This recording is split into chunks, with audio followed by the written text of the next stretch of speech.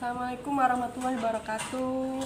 Perkenalkan, nama saya Dian Agustina, siswa di sekolah. Banyak yang manggil saya Miss Dian, gitu ya. Bagaimana kabarnya hari ini? Mudah-mudahan semua sehat ya, dilindungi oleh Allah dari penyakit-penyakit yang berbahaya. Amin.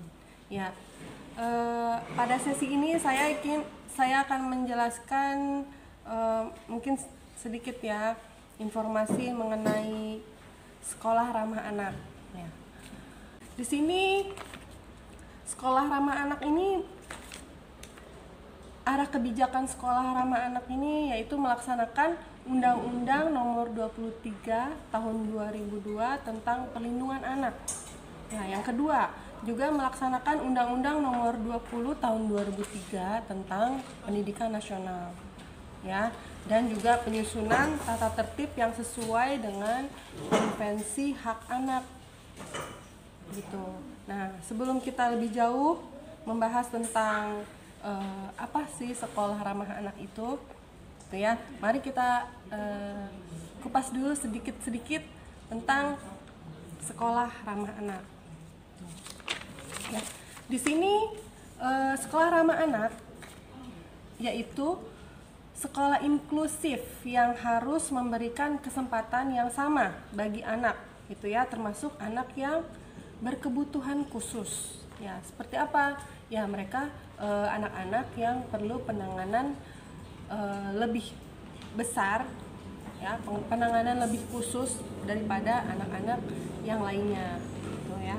Nah, di sini peningkatan pelaksanaan Undang-Undang Perlindungan Anak ya, yang sesuai dengan proses pembelajaran, yaitu yang melibatkan semua pihak yang berkepentingan pada dunia pendidikan. Ya. Peran pendidik dan tenaga pendidikan dalam mewujudkan sekolah ramah anak yaitu ya, 1. Sekolah bebas kekerasan secara fisik atau physical abuse.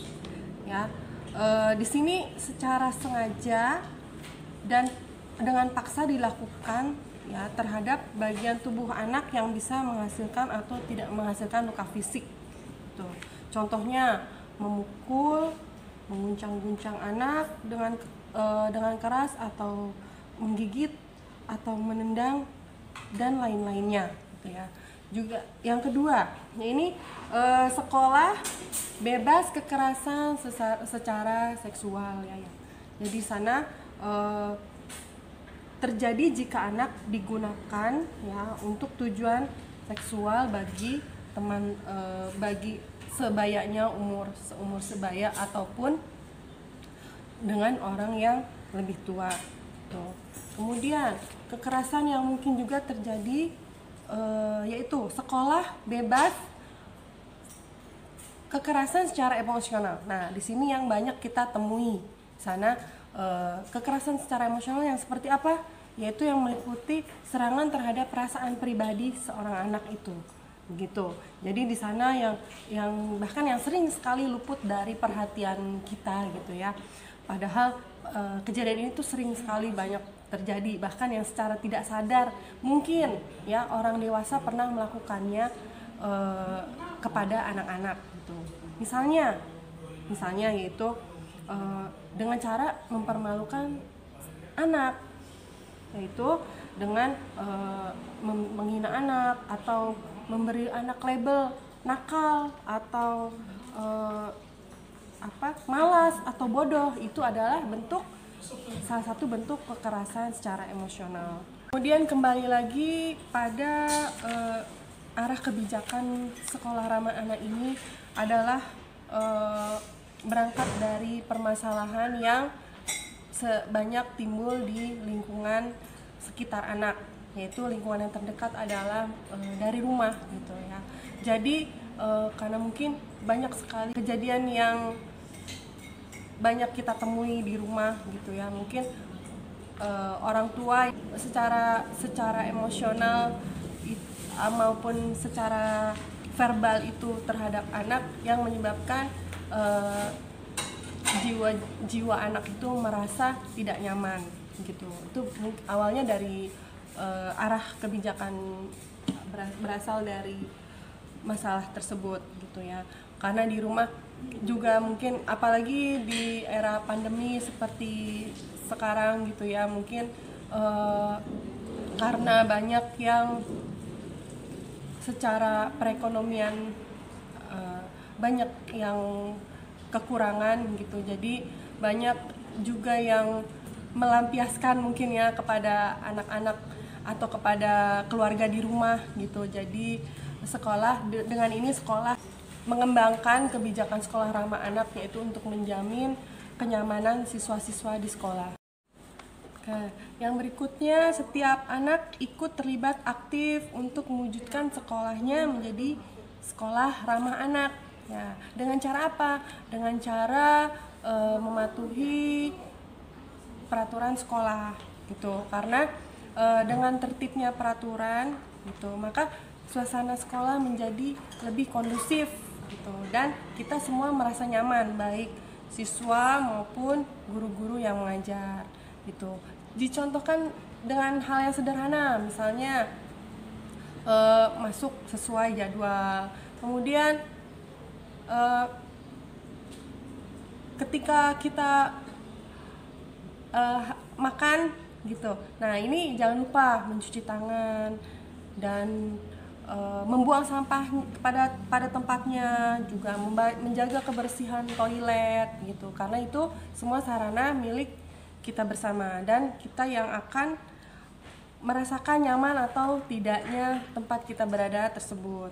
Kemudian kapasitas ruangan kelas itu sesuai dengan jumlah siswanya. Di sini dalam arti ruangan kelasnya itu tidak melebihi dari jumlah maksimal siswa, supaya siswa itu merasa optimal dalam belajar, karena tidak terlalu padat dan tidak terlalu sedikit gitu. Juga sarana prasarananya seperti penerangan kelas, ventilasi udara itu menunjang kenyamanan siswa gitu. Kemudian di sini yang tidak kalah pentingnya, yaitu anak-anak di sekolah itu senantiasa diajarkan untuk berperilaku hidup sehat, hidup bersih. Ya, seperti tadi ya, membuang sampah pada tempatnya. Dan sekolah ramah anak juga terdapat usaha kesehatan sekolah. Usaha kesehatan sekolah itu untuk memfasilitasi siswa yang merasa kurang sehat gitu. Jadi untuk dapat beristirahat sementara. Konsep sekolah ramah anak itu terdiri dari empat aspek. Yang pertama, pembimbing, orang tua, dan sahabat anak gitu. Jadi lingkungan kita, lingkungan sekolah, yaitu para guru sebagai tenaga pendidik maupun tenaga kependidikan di sini, yaitu bisa saling menjadi pembimbing maupun orang tua maupun sahabat bagi anak gitu ya. Jadi kita semua di sini saling memberikan kenyamanan satu dengan yang lainnya. Yang kedua, orang dewasa berfungsi sebagai teladan ya. Jadi dalam mengajarkan atau memberikan pendidikan kepada siswa gitu ya. Jadi kita mulainya dengan keteladanan. Seperti apa? Ya, seperti kita menyampaikan sesuatu misalnya dengan cara yang sopan gitu. Mungkin tidak langsung siswa itu menjadi bersikap sopan atau sesuai dengan idealnya orang tua, tapi itu perlu waktu yang bertahap seperti itu. Jadi untuk membangun kepercayaan, membangun keyakinan bahwa beliau guru A, guru B adalah teladan yang baik dan saya harus mengikuti keteladanannya. Oke, baik. Yang ketiga yaitu orang dewasa sebagai pelindung anak gitu. Jadi di sini timbul saling kenyamanan, kepercayaan ya dari anak terhadap orang dewasa, yaitu kepada guru di sekolah sehingga mereka lebih merasa nyaman dan lebih bisa menyerap pembelajaran atau materi pelajaran yang diberikan oleh guru tersebut gitu. Yang keempat, orang tua dan anak aktif ya. Jadi ini berasal dari pendidikan di rumah. Orang tua itu dan anak itu saling komunikatif, saling terbuka, saling bertukar pikiran dengan kegiatan sehari-hari. Misalnya setiap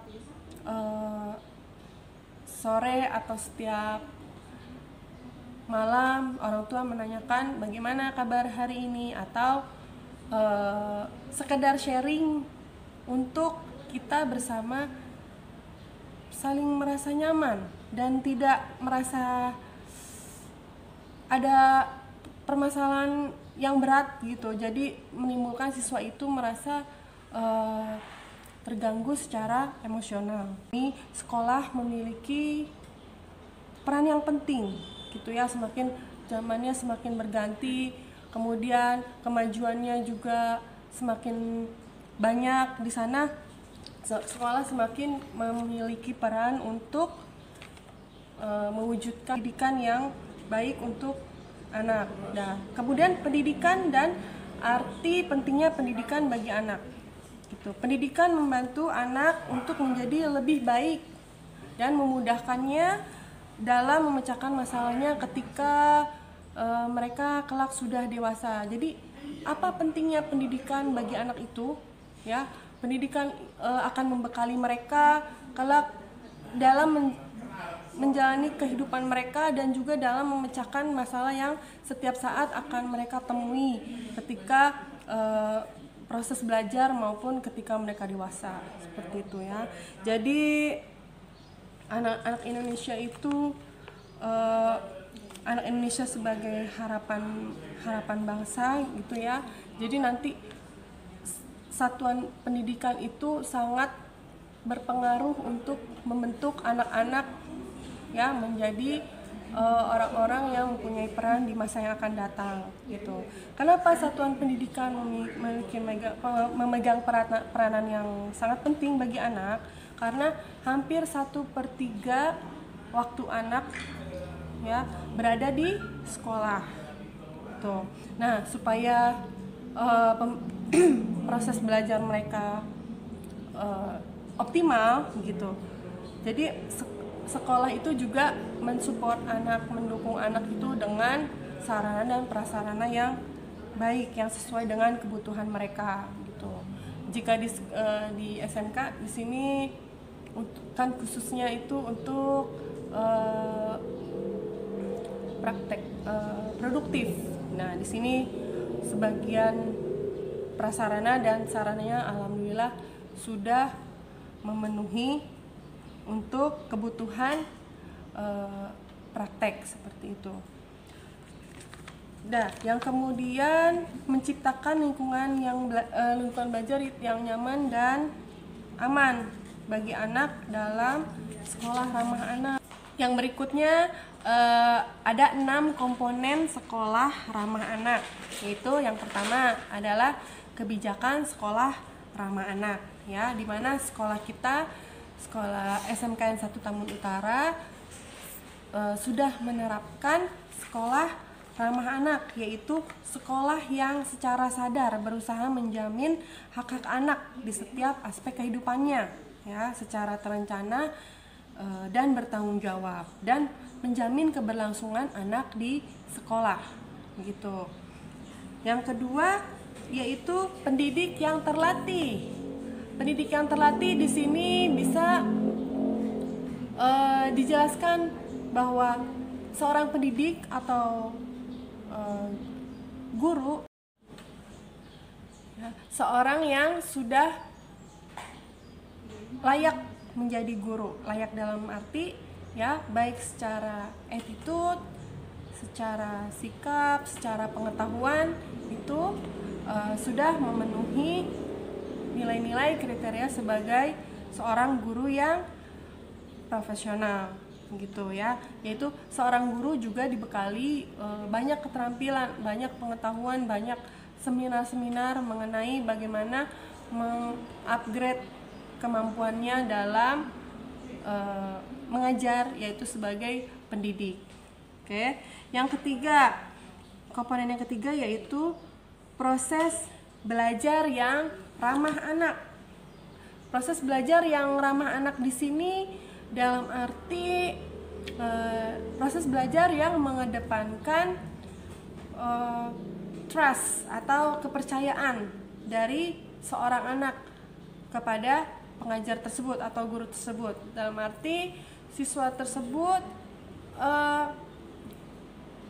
dengan senang hati atau dengan menyambutnya dengan senang hati atau dengan menunggu waktu pelajaran tersebut, jadi untuk bisa dia merasa nyaman di kelas itu, seperti itu. Yang keempat yaitu sarana dan prasarana yang ramah anak, seperti yang tadi sudah saya sebutkan, seperti sarana pendukung baik secara fisik, dalam arti fisik bentuk gedung sekolah, lingkungan sekolah, ruangan kelas, seperti itu. Juga secara psikis atau dengan cara pendidikan,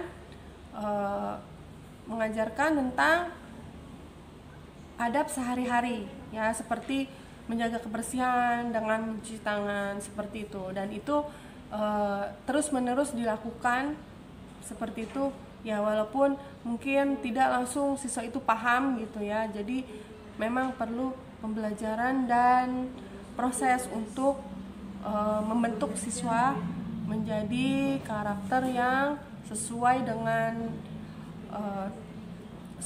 dengan cita-cita pendidikan tentunya. Yang kelima yaitu ada partisipasi anak. Partisipasi anak yang tadi sudah saya jelaskan di awal juga, bahwa partisipasi anak juga sangat penting ya perannya.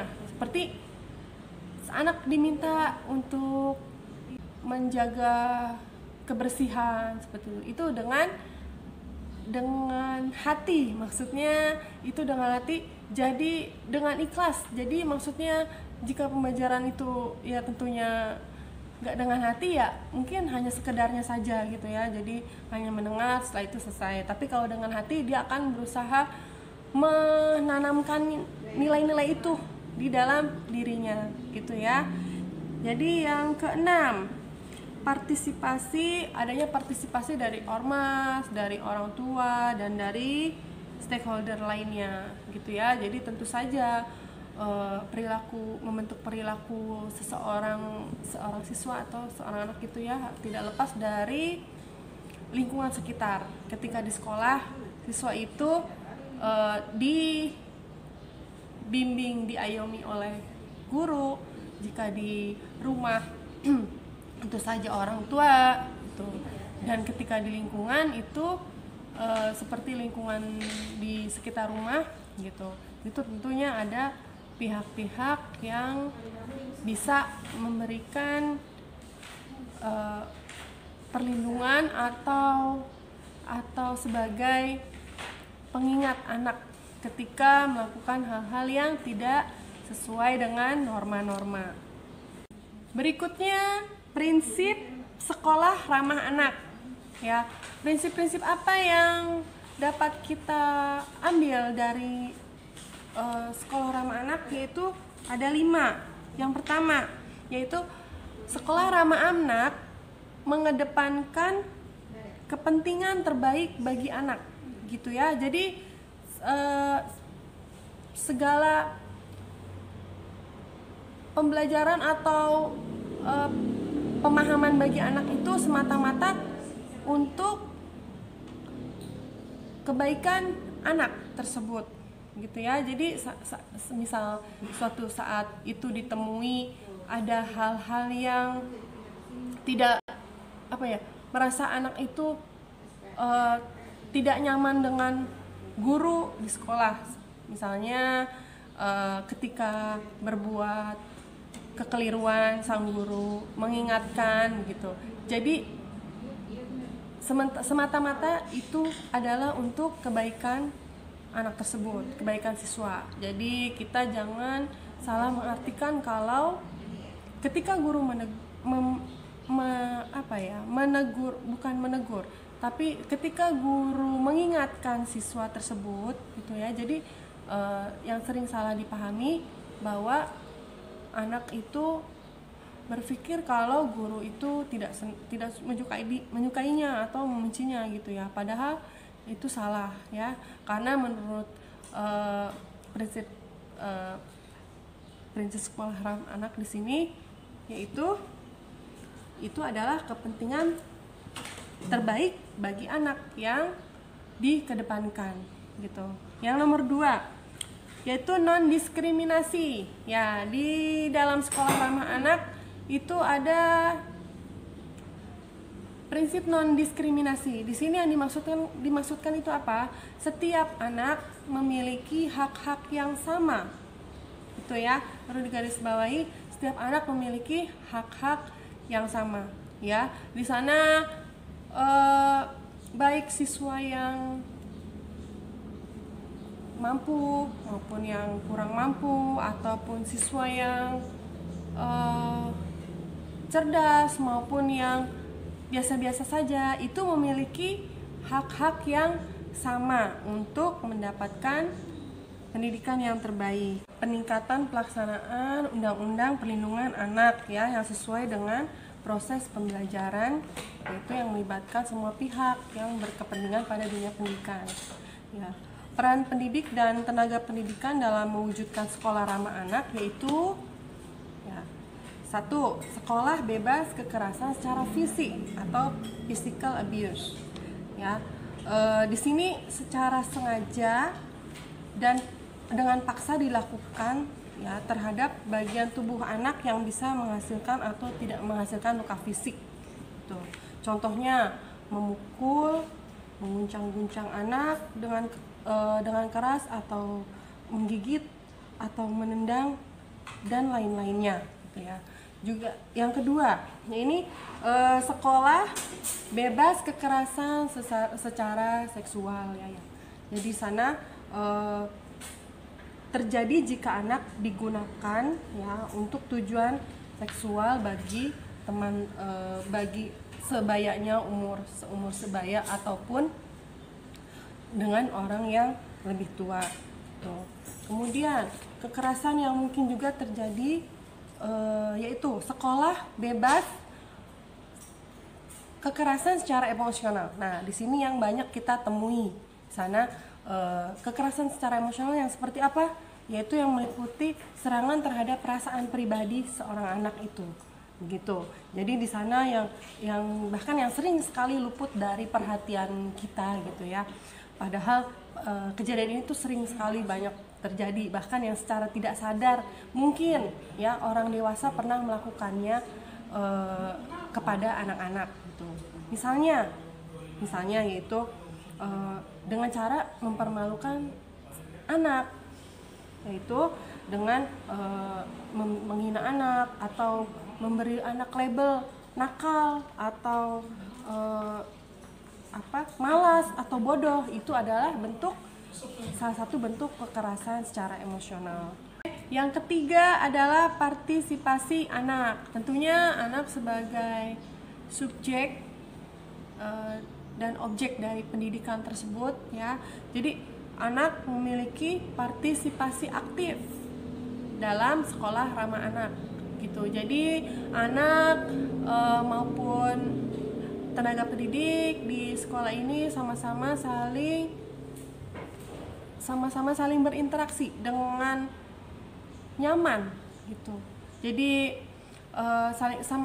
masing-masing walaupun baik tenaga pendidik sebagai guru ataupun siswa ya saling membuka diri dan saling memahami pemikiran satu sama lain gitu. Mungkin dari siswa sendiri sering berpikir kalau guru A atau guru B tidak menyukainya gitu ya. Nah, itu pemahaman seperti itu sebaiknya dihilangkan gitu, karena di sini kita semua saling mengedepankan kepentingan terbaik bagi anak gitu. Kemudian yang keempat, hidup dan kelangsungan hidup dan perkembangan anak di sekolah gitu. Jadi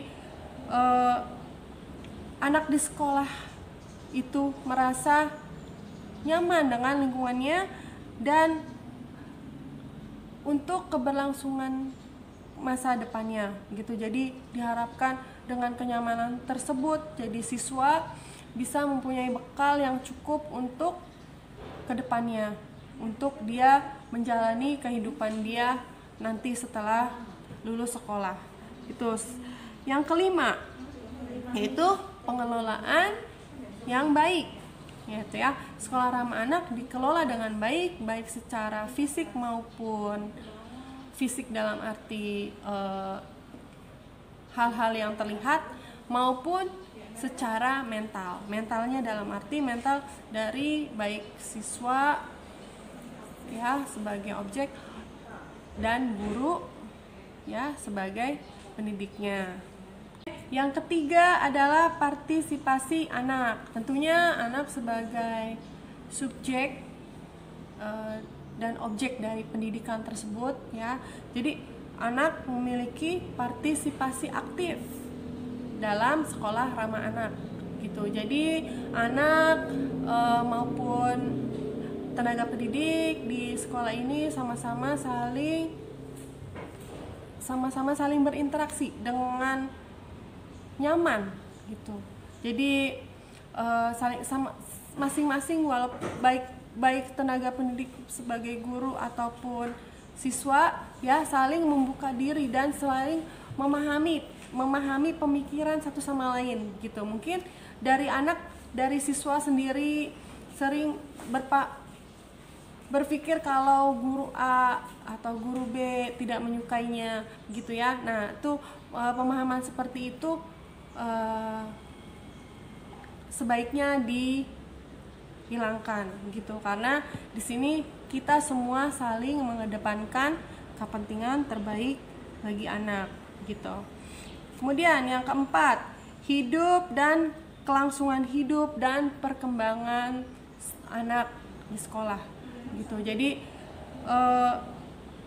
anak di sekolah itu merasa nyaman dengan lingkungannya dan untuk keberlangsungan masa depannya gitu. Jadi diharapkan dengan kenyamanan tersebut, jadi siswa bisa mempunyai bekal yang cukup untuk kedepannya, untuk dia menjalani kehidupan dia nanti setelah lulus sekolah. Itu yang kelima, yaitu pengelolaan yang baik, yaitu ya, sekolah ramah anak dikelola dengan baik, baik secara fisik maupun fisik dalam arti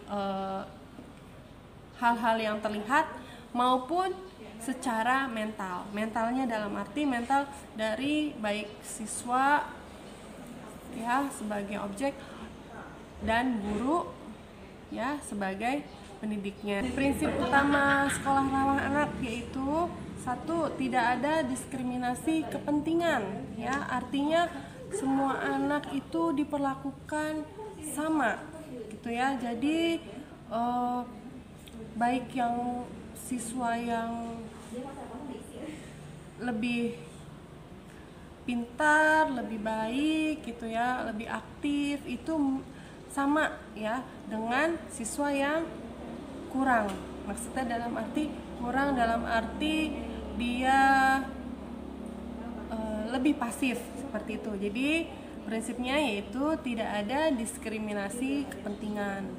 Yang kedua yaitu hak hidup tumbuh ya, artinya siswa memiliki hak untuk mengembangkan dirinya gitu, untuk sesuai dengan minat dan kepribadiannya seperti itu. Seperti dalam hal memilih ekstrakurikuler bagi setiap siswa itu sesuai dengan minat dan keinginan anak-anak tersebut gitu ya. Di situ ada hak hidup dan tumbuh berkembang. ya. Jadi yang hak hidup itu hak hidup untuk tumbuh dalam arti tumbuh secara fisik ya. Yang kemudian adalah hak untuk berkembang dalam arti bertambah ilmu dan pemahaman dan pemikirannya ya. Sudah. Yang kemudian prinsipnya dari sekolah ramah anak yaitu berpartisipasi secara wajar sesuai harkat dan martabat kemanusiaan. Artinya anak memiliki kesempatan, memiliki kesempatan untuk berkembang gitu sesuai dengan harkat dan martabat kemanusiaan. Dalam arti di sana anak dihargai sebagai seorang manusia yang utuh, sebagai seorang manusia yang memiliki masa depan yang baik, sebagai seorang yang memiliki cita-cita yang luhur seperti itu ya. Jadi sebagai guru, sebagai pendidik itu kita semakin paham kalau setiap anak itu memiliki masa depan yang baik seperti itu ya. Jadi mungkin saat ini siswa tersebut belum sesuai dengan yang diinginkan oleh guru itu ya, tapi di masa yang akan datang siswa itu menjadi mungkin suatu saat jadi tokoh masyarakat atau tokoh negara mungkin ya. Nah, kemudian yang kelima serta prinsip dari sekolah ramah anak yaitu mendapatkan perlindungan dari kekerasan dan diskriminasi gitu ya. Jadi tujuan awal dari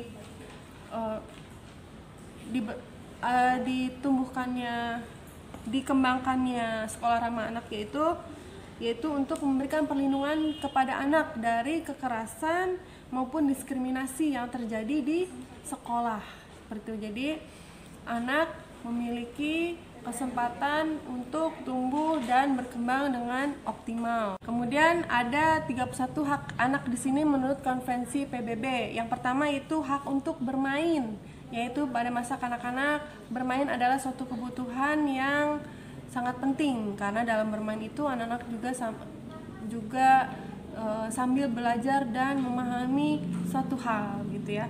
Yang kedua itu untuk hak untuk berkreasi. Hak untuk berkreasi di sini yaitu seorang anak mempunyai kesempatan atau memiliki minat itu yang harus difasilitasi, yaitu hak untuk berkreasi.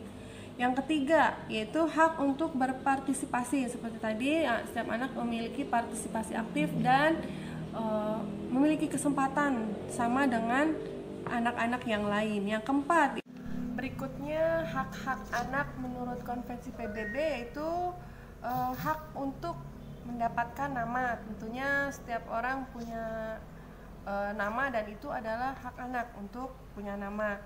Yang berikutnya, yang ke-11 yaitu hak untuk mendapatkan identitas diri anak tersebut itu adalah termasuk hak anak. Yang berikutnya nomor 12 untuk mendapatkan kewarganegaraan. Setiap anak punya hak untuk mendapatkan kewarganegaraannya. Gitu.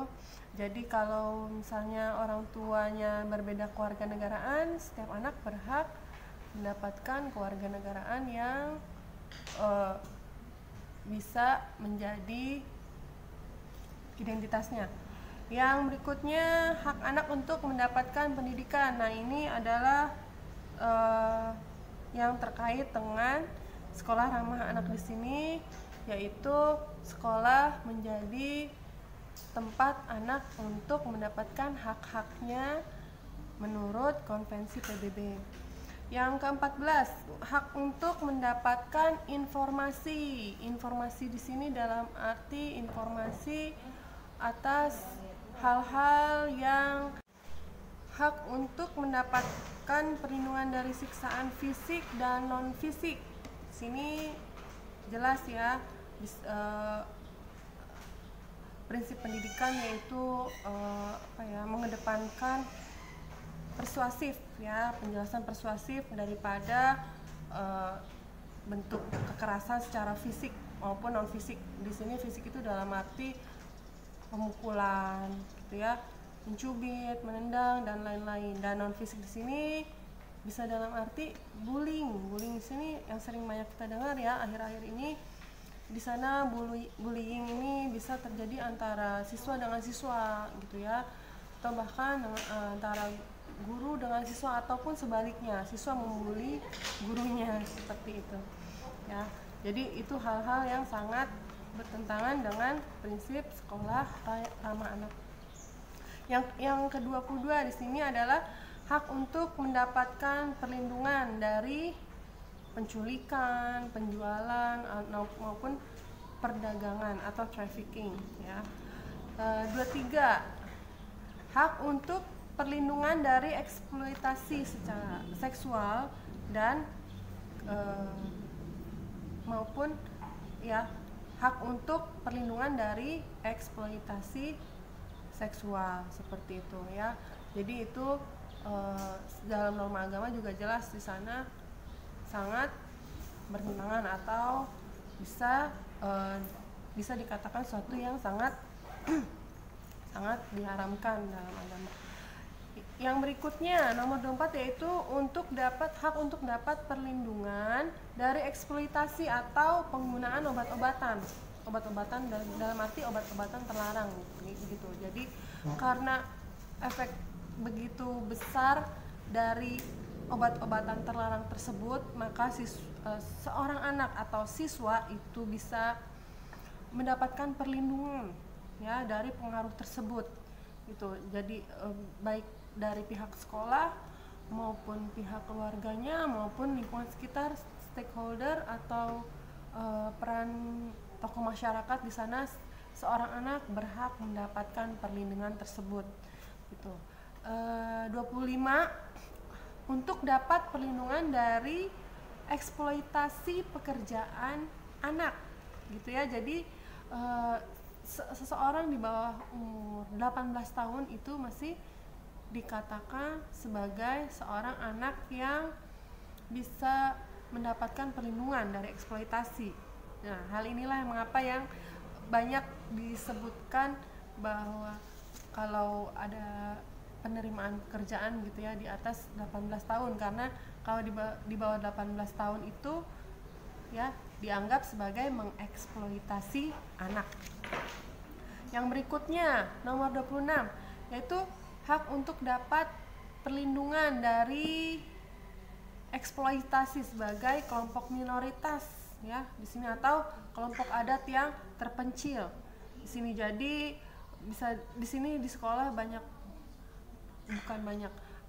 ada terjadi beberapa kasus di sana yang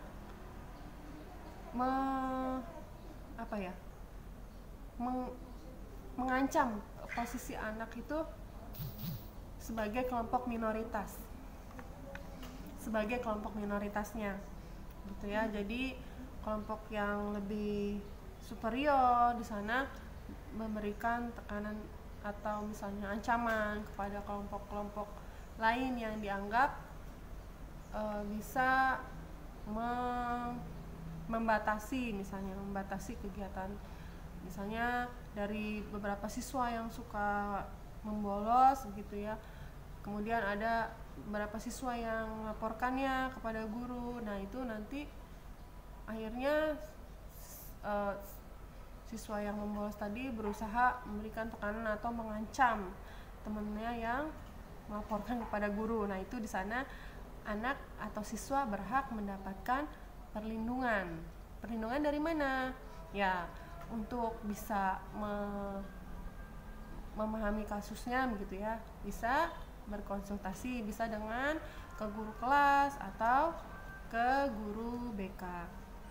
Yang berikutnya nomor 27 yaitu hak untuk dapat perlindungan dari pemandangan atau keadaan yang menurut sifatnya belum layak diketahui oleh anak. Seperti apa misalnya ketika kalian temui di media sosial, misalnya kalian ada gambar yang restrik atau dibatasi di sana, kalian tidak bisa dengan mudah mengakses tersebut, atau kalian diminta untuk tidak mengakses tersebut karena tidak layak untuk dilihat bagi anak-anak. Dalam arti apa?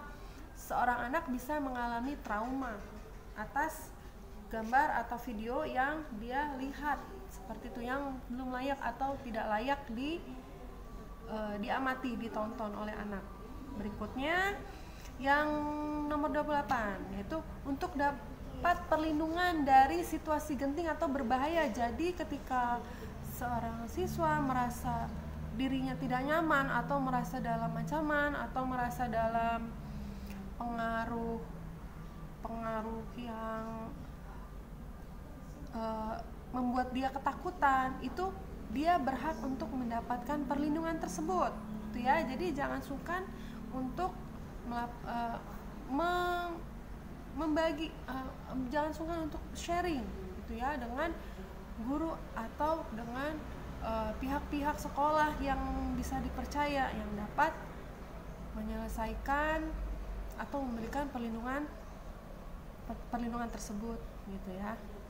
Yang berikutnya yaitu hak untuk dapat perlindungan sebagai pengungsi orang yang tersusun, ya. Di sini biasanya pada situasi bencana, di sana perempuan dan anak-anak memiliki hak yang lebih besar untuk menjadi orang-orang yang dilindungi, gitu ya.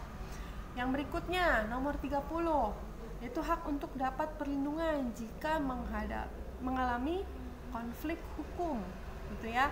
Karena seperti halnya anak-anak memiliki hak yang istimewa, di mana dia menurut konvensi PBB itu memiliki hak-hak yang harus dipenuhi oleh orang-orang sekitarnya, yaitu ketika dia mengalami konflik hukum, nah di sana sekolah memiliki hak untuk perlindungan, yaitu perlindungan dari orang tua, dari sekolah, gitu ya. Jadi dia bisa mempunyai pihak-pihak yang dapat membimbing anak-anak tersebut, gitu ya. Berikutnya nomor 31, yaitu hak untuk dapat perlindungan khusus. Perlindungan khusus yang seperti apa? Yaitu ketika dalam konflik bersenjata, di sana konflik tersebut tidak boleh memerangi anak-anak atau tidak boleh melibatkan anak-anak dalam konflik bersenjata. Begitu. Tadi yang saya sebutkan itu adalah 31 hak anak menurut konvensi PBB, ya.